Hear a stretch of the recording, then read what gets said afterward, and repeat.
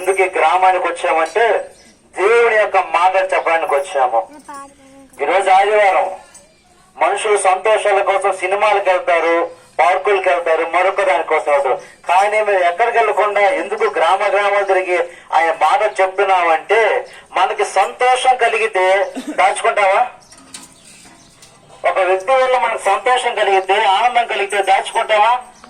ఒక వ్యక్తి మనకు మంచి చేస్తే దాచుకుంటామా? నలుగురికి చెప్పామా లేదా? అలాగే యేసయ్య మాకు సంతోషాన్ని కలుగు చేశాడు, మాకు ఆనందాన్ని కలుగు చేశాడు. మా ఆనందం వేరే దాంట్లో లేదు, యేసయ్యలో మాత్రమే ఉంది.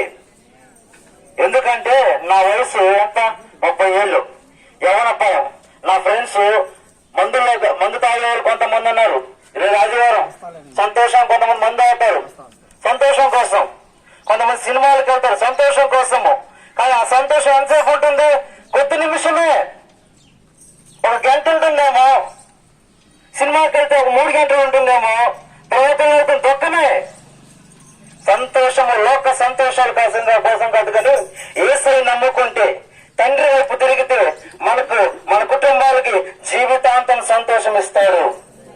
మీ కుటుంబంలో ప్రతి బిడ్డకి సంతోషం ఇస్తాడు. ఈరోజు నువ్వు సంతోషం కోసం, సంతోషం